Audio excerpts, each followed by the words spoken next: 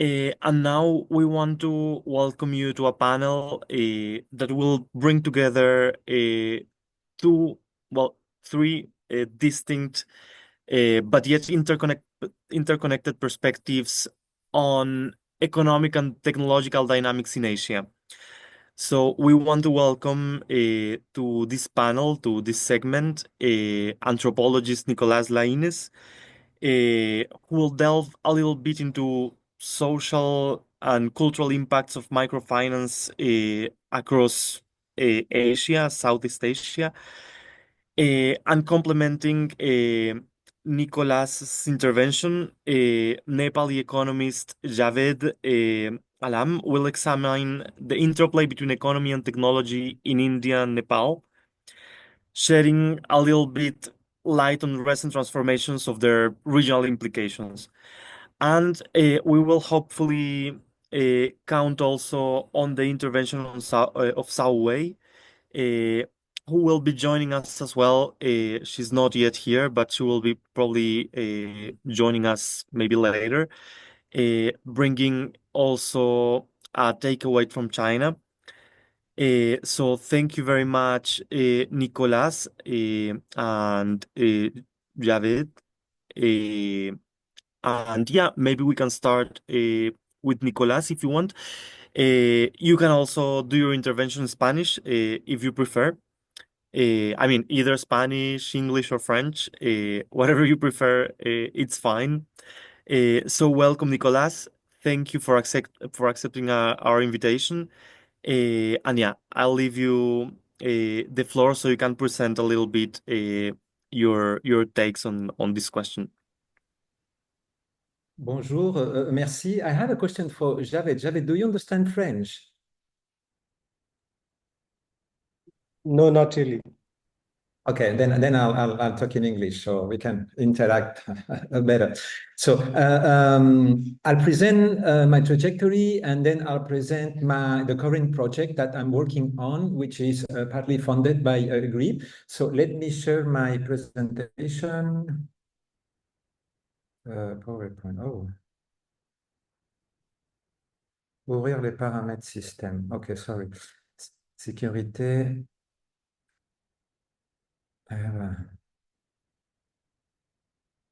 Okay, there. Oh. Sorry, there's a security issue here, which I'm trying to fix. Oh, I need to unswitch and reswitch again. I'll be back in a second because otherwise I cannot share my presentation. I'll be back in a second. Okay, no problem. We'll wait for you.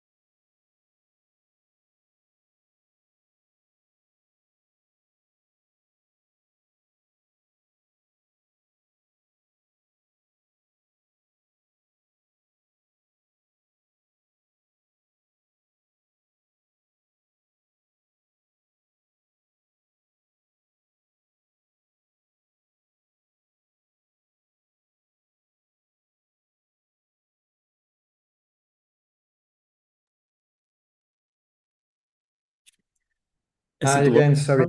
I can share the PowerPoint. Now I can. Cool. Okay, that's great. There you go. Perfect. We can see it right now. Let me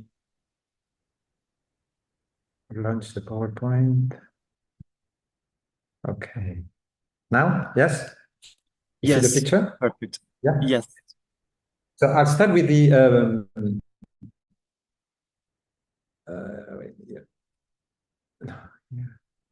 with the presentation of my trajectory. So my original initial training was in photography and filmmaking. And I was trained in Montpellier and Canada, and I became photojournalist. And I was interested in only one topic, which was human trafficking, sex work, and HIV/AIDS. And I came across a book by Mariel and Mark, a very famous American photographer who did a story about Falkland Road Brothers Red Light District in Mumbai. And I decided to follow her path, her steps, and to do my first story in Mumbai. That was in 1999. I spent several months working in the brothels, in the red light districts, in the hospital for HIV positive people. Yeah, photographing women, photographing inside the brothels, living with the sex workers and working with NGOs. There was a lot of worrying about preoccupation about Nepalese, the trafficking of Nepalese women from Central Highlands in Nepal to India, Delhi and Calcutta and so forth. And that was a very challenging reportage to do. And then I did exhibitions. I worked with NGOs in France to disseminate my work. And the next story, that in 2002, I left to Asia, but this time to Southeast Asia, to work with Médecins du Monde, Pharmaciens Sans Frontières, Médecins Sans Frontières, and different French organizations.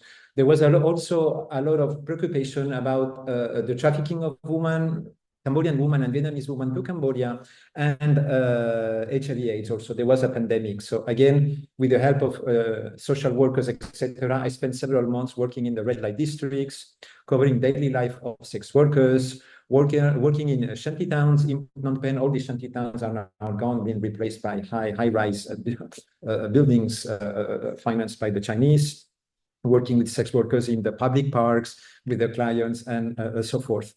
And then I spent a couple, there was also a lot of preoccupation, yes, as I said, about the HIV/AIDS. So there were no ARV treatments at that time yet, so many people would die in very difficult conditions, situations.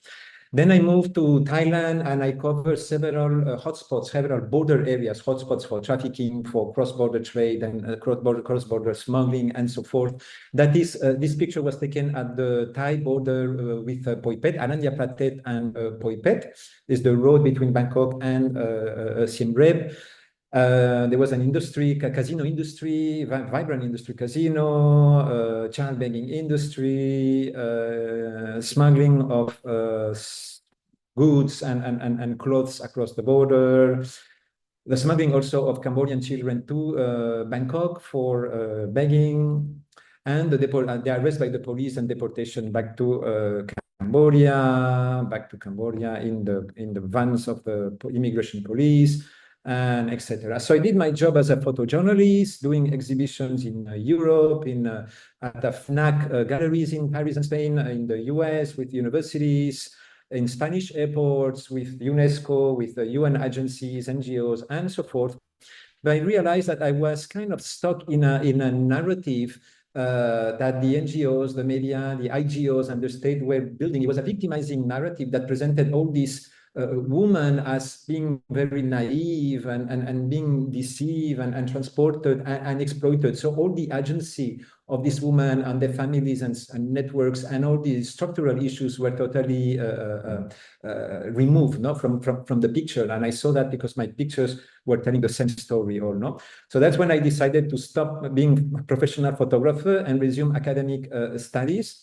So I completed a master's in development studies at Sorbonne University, and I worked for 6 months at the International Organization Migration Office in Ho Chi Minh City at the Anti-Trafficking Bureau.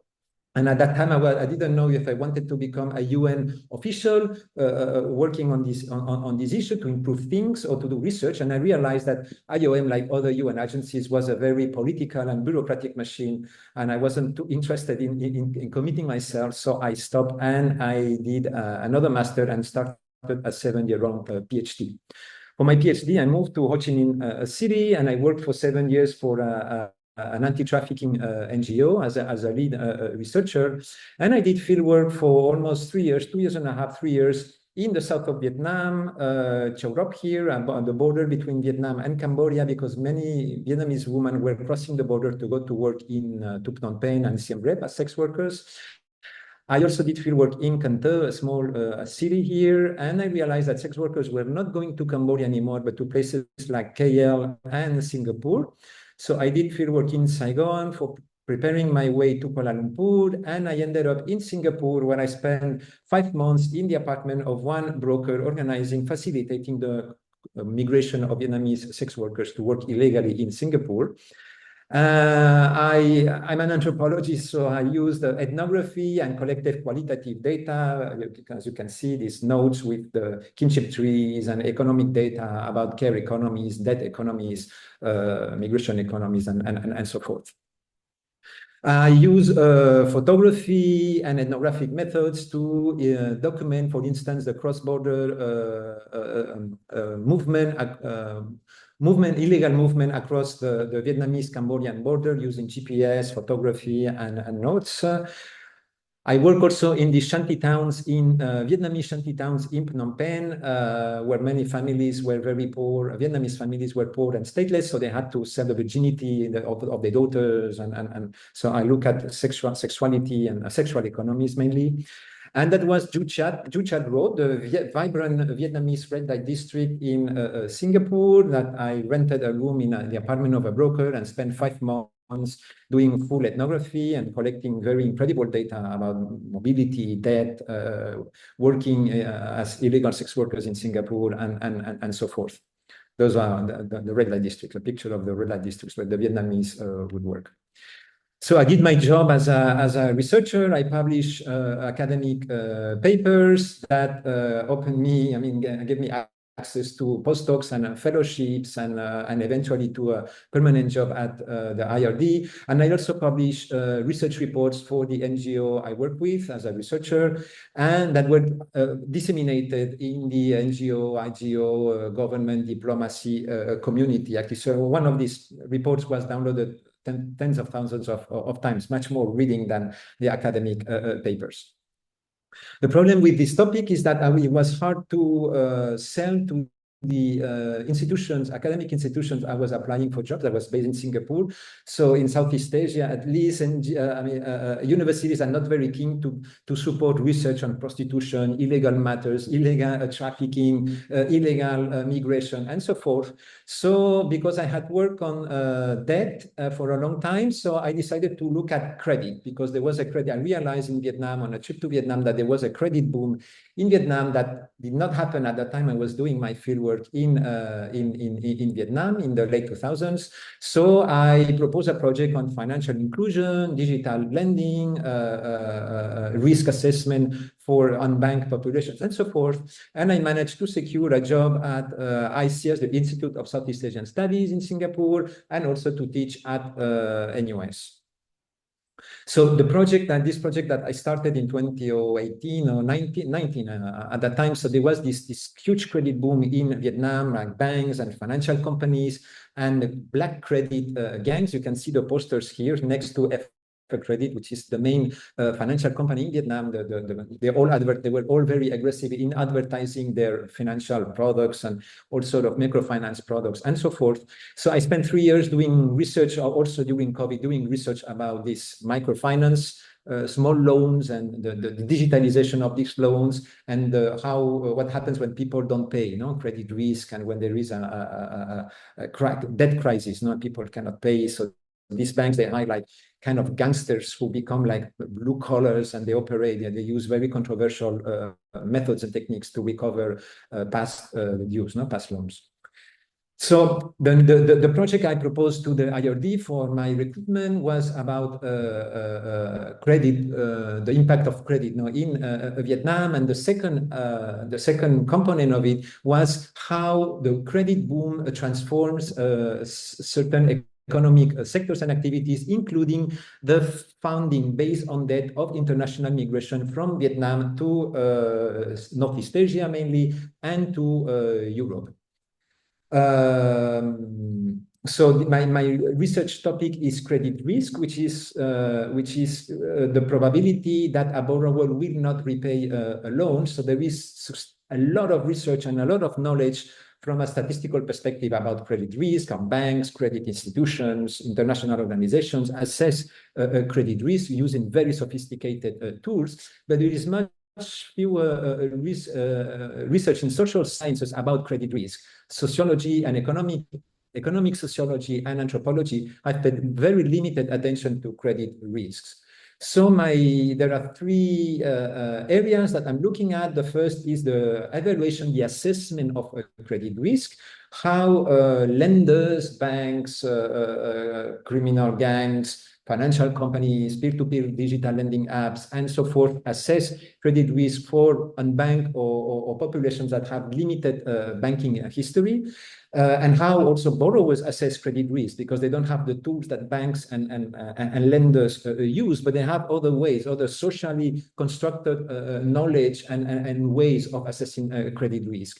The other is depersonalization and repersonalization of credit, of finance and risk. So there is all this narrative about financial inclusion, and digital financial inclusion is all digitalized, so they can speed up the process and get rid of human bias, because everything goes through algorithms and telephones and technical systems. But you see that what we see on the ground is that when people don't pay, finance is repersonalized, because lenders will harass not only the borrower, but also social networks of borrowers, and borrowers will also socialize risk by asking people around them to help them to repay.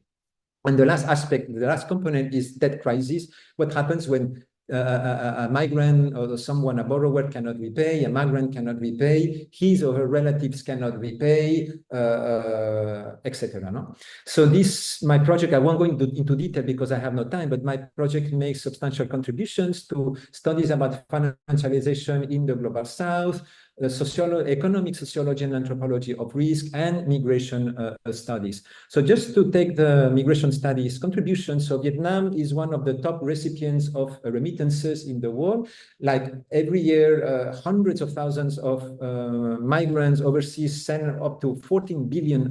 So it's a massive amount of money that is injected into local development. So Vietnam actively promotes international migration through legal channels, but there is substantial research that shows the trade-offs of legal status, of legal migration. There is exploitation at all the layers of the recruitment, of the training of migrants, the arrangement and the facilitation of mobility to overseas. Also, when migrants are placed by brokers in companies in Northeast Asia or other countries, the passport is confiscated, there is exploitation and so forth. So we know that this legal formal solution promoted by international organizations and states has a lot of issues that migrants are very aware of. So that explains why many opt for illegal migration to Europe, for instance. So there's also other issues happening in receiving countries, is discrimination against migrants who break their contract, break their link to their employer because they are tied to their employer, and they become runaway migrants, they become illegal workers, so they suffer from discrimination from hosting populations. Here is a case of that was very controversial, of a Vietnamese runaway migrant who was drunk, and he was shot by the police. He was left to die on the ground, and that created a lot of controversy in the Vietnamese migrant community. And as a result, we see that now many Vietnamese migrants don't want to go to certain countries because they fear of being discriminated and exploited, Taiwan and Japan, even though there still many go. But there is a constant reorganization of the flows, of the migration of patterns. So the field work of the project, this is a three-year project. So I mean, it requires a multi-located qualitative investigation done by an international team. So my first fieldwork will be in training centers, migrant training centers in Ho Chi Minh City or in Hanoi. I'm looking for a new program that Germany and Vietnam have set up for Germany to import labor migrants from Vietnam. Is the first one in Western Europe. So I'm considering about doing fieldwork there to explore this program. And the second fieldwork I will do, that's a full ethnography I would like to do in Nghệ An, in the north of central Vietnam, which is a very well-known sending province, Catholic communities. And you can see these beautiful houses. These beautiful houses are made with remittances sent by migrants working overseas. So there is a competition, an inflation of ostentation, of building these beautiful houses that most of the time are empty because all adults are gone. So there's only senior people with children on the ground floor, and the second floor, the third floor often are left abandoned. And sometimes, as you can see, some houses are left abandoned or unfinished because the families cannot pay for finishing the construction, which means that the migrant overseas has a problem. Sometimes they borrow money. So on top of borrowing money from going overseas, the cost of going to the UK illegally can be 30,000, 40,000 euros, of going to other European countries, 10,000 to 20,000 euros, going to Japan, over 20,000 euros, etc. So there is a debt economy there, but there is another debt economy to build these beautiful houses that show the success of migrants. So you can see this picture on the left, migrants who have families who have migrants overseas and they succeed, and on the right, migrants with families with no migrants, or they don't succeed, so they have these poor houses. So there is a strong pressure in those villages to move. There is a migration culture which is very, very strong. So basically, if you don't move, if you don't migrate, then you are like stigmatized, no, in those villages. And this is the advertising of black credit gangs, no, that provide loans to fund migration overseas. Another colleague, Professor Phat Hong from the Institute for Social Development Studies in Hanoi, will conduct research in Ha Tinh, which is the neighboring province of Nghệ An. The same, a lot of migration culture and outgoing migration and so forth. And I work with a colleague, Huy Chen, who works with the University at the University of Bielefeld, and I am asking him to do a study at the Dong Xuan Center, Dong Xuan Market, which is a huge Vietnamese market in the suburbs of Berlin. So that's an easy fieldwork because many Vietnamese migrants are concentrated there, and they do import-export, cooking, and services. So that's a study that I hope will start in January. You can see that they sell all sorts of products made in Vietnam, but also made in China that transit through Vietnam. Another fieldwork by Julien Leroy, who is a postdoc fellow, and about the Vietnamese community in France. I mean, that's a picture taken in the 13e arrondissement, but it doesn't, new Vietnamese migrants don't go to the 13e, but places, I mean, these areas like 94 or 78 in Paris suburbs. And also there are the salons de manucure, Vietnamese nail salons in France that we will target also for the study. And also, I mean, I recently got information that there were over 2,000 Vietnamese migrants arrested in boats trying to cross the border from Calais to the UK, because the UK is an important destination country. So 2,000 from January to July this year. So according to the people I discussed with at the embassy, they estimate that there are several thousand migrants waiting at any time in France and Belgium to cross the border. So that's another area that I hope that Julien will be able to conduct fieldwork. Another study will be done in Birmingham also about Vietnamese nail salons by Seth Brunsby, who is a postdoc fellow at the University of Birmingham. And another colleague, Linh Le, will conduct a study about migration politics in Vietnam. She's a specialist of media representations about migration in Vietnam. The partners, the University of Social Science and Humanities in Saigon, in Ho Chi Minh City. My partner, the University of Vinh, the capital of Nghệ An, the Institute for Social Development Studies in Hanoi, Alliance Anti-Traffic, NGO, and IOM. I hope to be able to be working with them because they do a lot of activities on training migrants and protection and so forth. Atelier Varan to do films. French cooperation to apply for Fonds Équipe France funding, and I hope also to be able to work with the UK government and the German cooperation. I'm running out of time, no? Yeah, oof, I have to rush here. And deliverables, working paper series, academic papers, policy briefs, multimedia supports, graphic novels, photos, exhibitions, video clips, web doc, hopefully, and the development interventions, etc. Yes, I don't have time to show you all this. That's it. I'll stop here. Sorry for being so long. It's okay. I stop the sharing. Yeah. Yeah, I mean, we have a little bit more time because Zhao is not joining us in the end, I think. So it's fine. Maybe we'll have some time at the end of the panel to talk a little bit more and maybe ask some questions. Thank you very much for sharing all this with us, Nicolas. And now I would like to welcome Mohammad Javed. Uh, Mohammad, in all this analysis of the interplay between economy and technology in India and Nepal, I think you're going to talk a little bit about the most significant trends driving innovation and how are these impacting regional economic inequalities. So welcome and thank you again for joining us tonight. Well, today for you already. And yeah, the floor is all yours. Thank you, Esteban, and thank you, Nicola. Uh, uh, so I'm going to talk about a very different perspective on financialization, one that looks at it from the ground up. So focusing on how the financial system and practices affect and are shaped by the ordinary people in their everyday lives.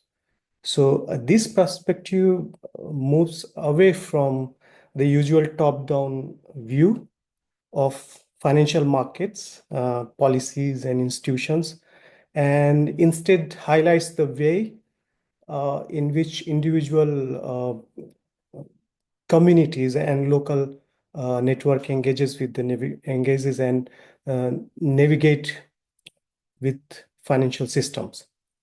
So it's about understanding the grassroots process, struggles, and innovations that emerges in response to the economic pressures, financial opportunities, and systematic inequalities, particularly in India.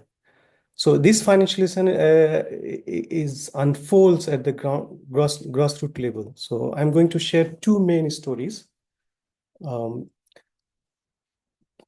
These stories will help illustrate how financialization unfolds at the grassroots level, particularly if for Indian context in villages. And through this example, I hope to shed the light on the concept of the financialization from the below.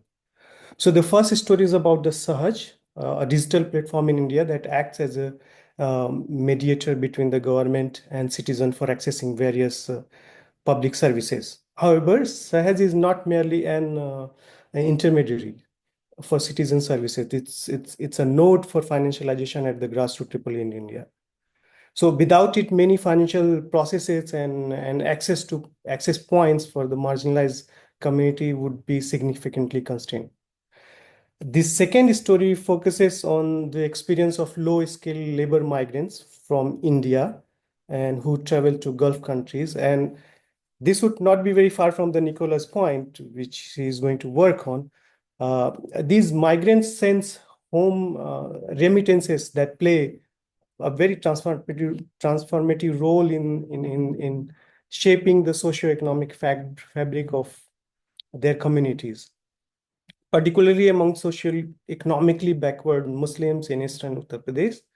And this region, northern India, is known for its poor performance on multiple human and development indicators. So these remittances sent by the migrants provide a lens to understand how the global financial flows intersect with the local economies and social structure. And for this, I will be using example from my field work that was part of my thesis work, and one was the part of a book, collective book we are going to publish very soon. So showing how people actually engage with the financial systems and not as a passive participants, but as agent who navigate, adapt, and even reshape these systems despite the significant constraints they encounter.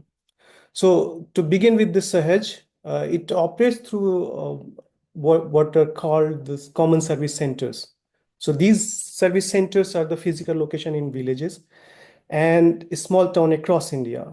These centers allow people to access government services, things like Aadhaar enrollment, if you are familiar with the Indian context of the Aadhaar, which is an biometric ID system, the welfare applications and paying utility bill. So Sahaj operates not as a physical infrastructure provider, but as a digital intermediary through these CSCs or common service center. So physical location set up in villages and small town for these CSCs. Now imagine CSC as a local village kiosk, a place that villagers are familiar with. It is where they go to get the government services. This is where Sahaj steps in as not physically but digitally through the hands of village level entrepreneurs or VLEs. These are the small business owners, have different name in different state across India. So these VLEs are the locals who independently own and run these centers, the common service centers. Now they are the face of this Sahaj and government for the villagers. They use Sahaj platform to connect citizens to the wide range of services, for example, government, financial, and even private sector offering. So think of them as a node between the state level governance and villagers, making digital governments accessible and tangible for the citizen. So, but it is important to understand that these VLEs are not simply state employees. They are independent small business owners managing CSCs to learn their livelihood. And in context of rural India, ensuring this infrastructure is not only a persistent challenge, but also only possible for a very small group of people um, who are already economically capable, who have existing businesses, can manage this initial cost to run a CSC. So this limits the opportunity to those those with the resources. They are thereby excluding many individuals from marginalized community who may otherwise be capable but lack the financial means to participate. So Sahaj provides these digital platforms, but the financial burden and the risks are managed by these local VLEs. In Uttar Pradesh, in northern India, for example, VLEs talked about this, how keeping these centers running day to day is sometimes a struggle due to the frequent connectivity issues and maintaining older equipments. So what is unique aspect of the Sahaj model is its hybrid nature. So these CSCs are not just for the public services.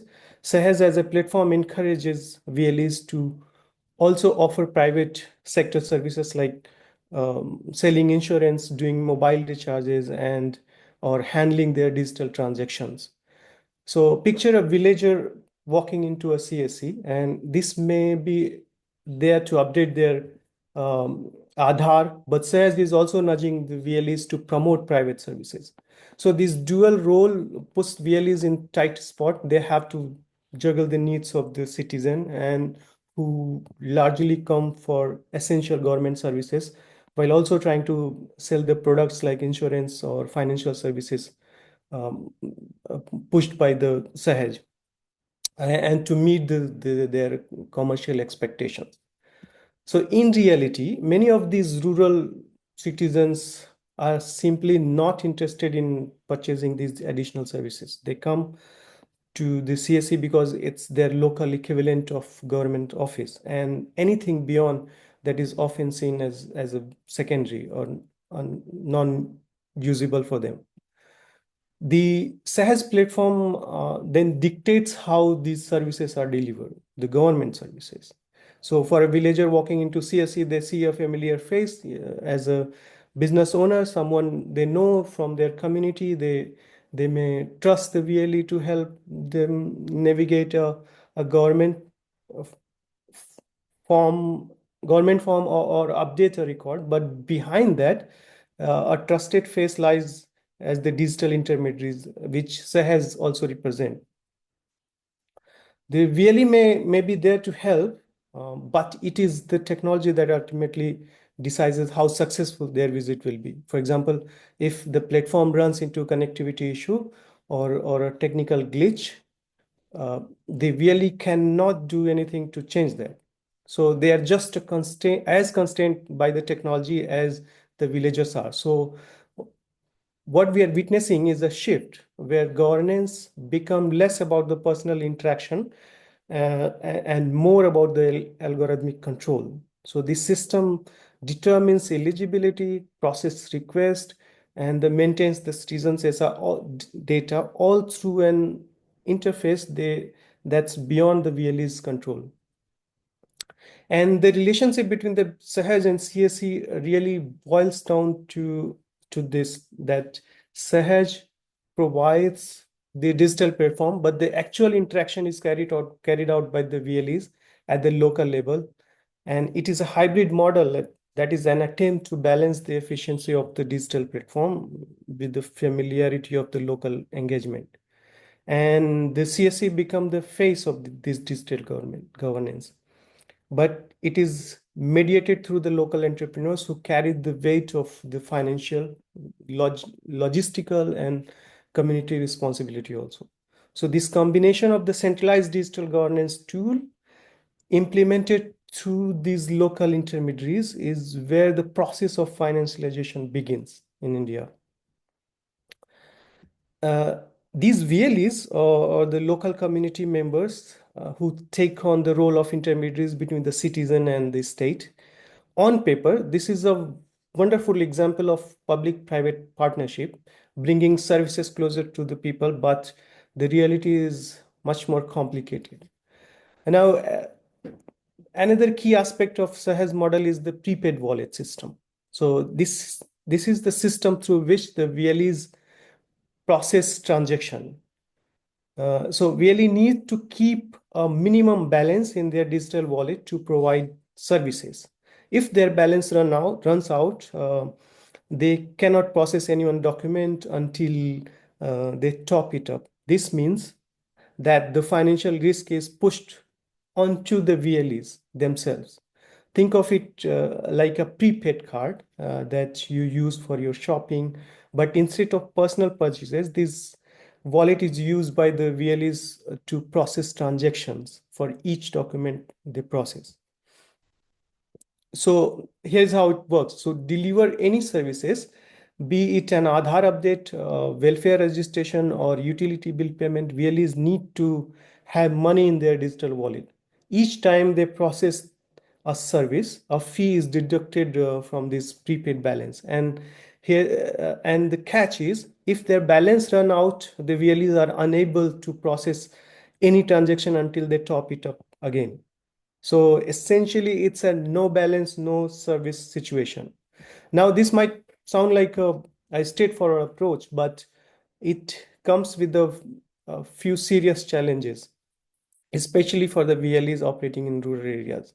First, it pushes the financial burden directly onto the VLEs and then transfer it to the poor citizens. So they have to invest, the VLEs have to invest their money into the wallet. And if it runs out, the services stop there. This means that maintaining services is directly tied to the VLE's personal financial capacity. In many cases, these individuals are small scale businessmen who already struggle with their tight budget. Topping up the wallet means either finding additional funds or simply suspending services until they can afford it. And secondly, the prepaid model restricts who can be the VLE in the first place. This financial burden isn't one that everyone can handle. It takes a certain level of financial stability to consistently maintain a prepaid balance. As a result, only those with the necessary economic means can take this role. So this effectively means that the Sahaj model, instead of empowering anyone to become a VLE, inherently favors those who already have some degree of socioeconomic privilege, leveling behind or leaving those behind from the marginalized communities, and especially women who lack the financial safety net to support such an operation. But the implication for this doesn't stop here. So the interruption in services is not just inconvenient, it directly affects people's life, especially when they are dealing with the critical services like pension or welfare schemes. This model this model puts the burden on the system's inefficiencies on the shoulder of those who are already facing the greatest challenges in their lives. So the dependence on technology combined with the prepaid wallet system creates a situation where VLEs are just as constrained as citizens they serve, and they are local representative with the limited actual power for the platform. So what does this tells us? Like, the prepaid wallet system might appear to be an effective way of managing services, but on one hand, it forces VLEs to financially be invested in the services they provide. But on the other hand, it creates a significant financial and operational vulnerabilities. So it's a system that effectively shift all the risk onto those at the bottom, the VLEs and the citizens who depend on these services for financial and social inclusion. So as we think about the digital governance and financial inclusion, we also need to recognize these dynamics. The prepaid wallet system gives us a glimpse into how seemingly simple mechanisms can lead to a very complex outcomes, where the most economically vulnerable often end up shouldering the highest risk that it involves. So to sum it up, like, Sahaj represent a shift from this traditional bureaucratic power to platform power. Traditionally in India, the bureaucrats had this discretion to interrupt rules, and they had the flexibility to make decision based on the specific needs of citizen. With the Sahaj, however, like, the discretion has been replaced by the algorithm. This means that the process become standardized, but often at the cost of the local adaptability. So, for example, let me share that in Gorakhpur, as a district in Uttar Pradesh in northern India, a farmer tried to update his name in Aadhaar. So his fingerprint biometric kept failing during the Aadhaar verification process. And despite having all the necessary documents, the system kept flagging him ineligible. So they really had no power to override the system.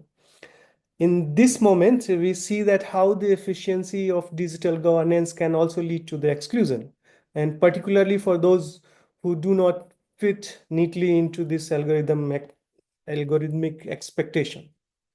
So on one hand, Sahaj integrates this marginalized community into the digital governance, but on the other hand, it produces new exclusion for those who cannot meet the demands of this technology. This also commodifies the citizenship. Access to the fundamental right as the citizen is now mediated through this private digital platform. So citizen, instead of being guaranteed of these services as part of their rights, are now treated as a consumers in digital marketplace. This means that even basic access to the welfare comes at a cost, making Sahaj a critical player, or a very significant player in this financialization of everyday citizen interaction. The line between being a citizen with the rights and the customer in marketplace has become increasingly blurred in this situation, and so has effectively turned public service provision into a private business venture where efficiency and profit seem to overshadow this accessibility and inclusion, which is much talked topic in current regime. Let's turn on to the labor migration. So low-skilled workers from India's marginalized community migrate to the Gulf countries, easily accessible places, seeking the better opportunities. Migration for these workers is a grassroots financial strategy, basically. So a way to escape these local economic stagnation which they face and caste-based exclusion. Sometimes it's a communal because there are communal tensions at each label in India right now. But it has been from very beginning as India became an independent nation. So these remittances they send home become a lifeline to their families, because these groups of laborers they come from a very marginalized and on the periphery and from the periphery. So they have become the key players in India's financial landscape throughout through the remittances they send home.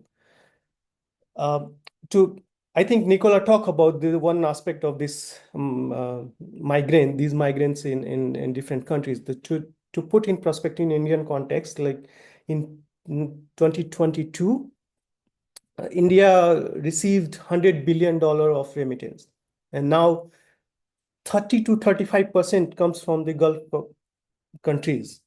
So this means that roughly 30 to 35 billion flowed from the countries like Saudi Arabia and the UAE and Kuwait and Oman or Bahrain into India that year alone. So imagine the scale of that, tens of billions of dollars coming in, not through the large corporations or trade, but through the hard work of millions of individuals working abroad to especially laborers to support their family back home.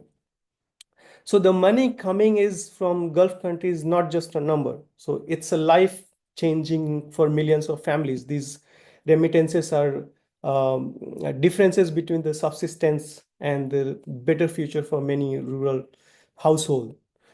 They're financing education, improving healthcare, and building infrastructure at the grassroots level, especially in the regions where other sources of income might be scarce.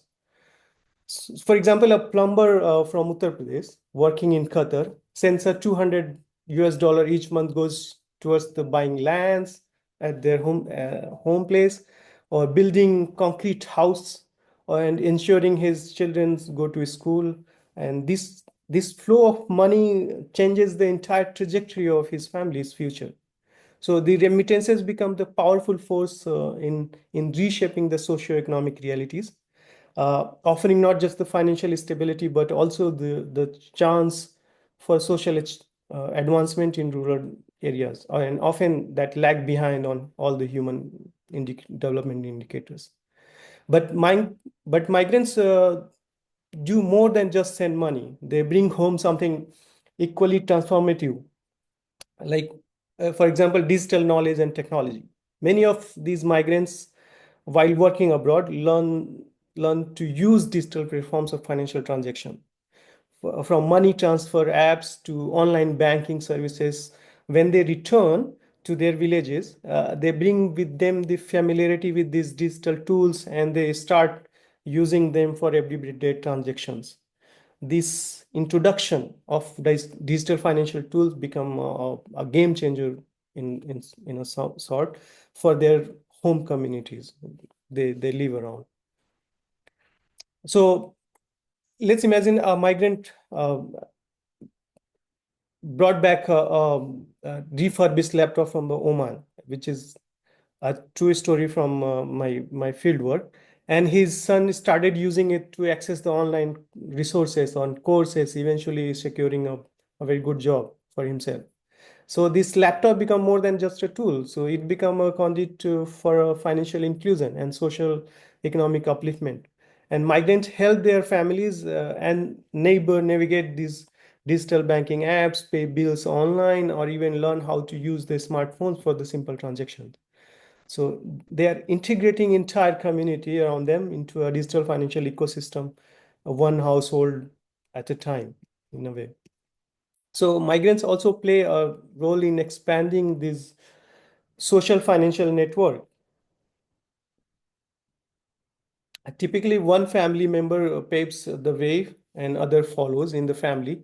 A migrant, for instance, uh, helped his younger brother migrate to Saudi Arabia by sponsoring his visa and covering his travel expenses. This kind of financial support shows how migrants are not just the individual actors, they are part of the broader social network that works together to ensure the economic mobility.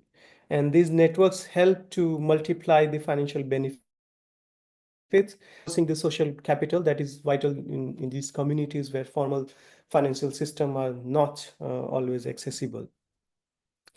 And digital financial platforms such as the remittance apps are used not only to receive funds, but also to make the payments, invest local asset, manage household expenses more effectively.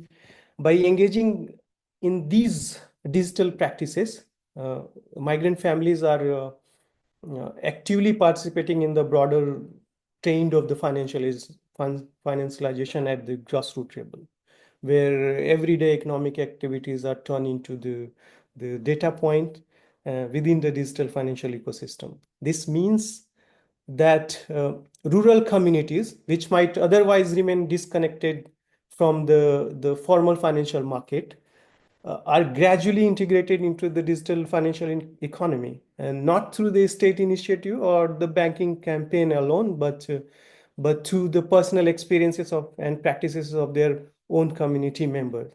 So migrants, by bringing home this technology and know-how, help shape a local culture of uh, digital financial engagement and that align with the broader trends in Indian financial journey.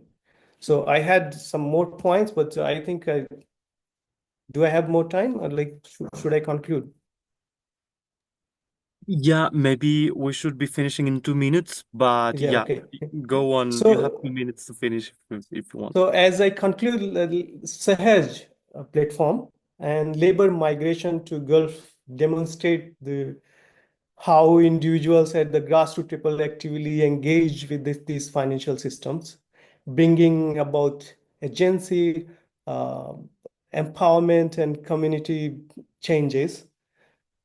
Really use technology to navigate public and private responsibilities, and migrants send remittances that reshapes local economies, introduce both financial and stability and digital participation. So these stories of Sahel reveal that technology, while meant to democratize access, often reinforces this exclusion and places financial burdens on local entrepreneurs and citizens.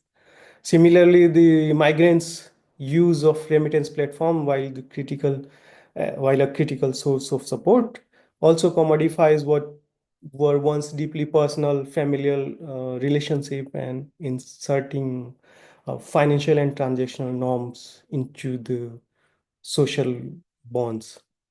So I think I stop here. Thank you. Thank you very much, Mohammad, and thank you very much, Nicolas, as well. Unfortunately, we are running out of time, and the next panel is ready.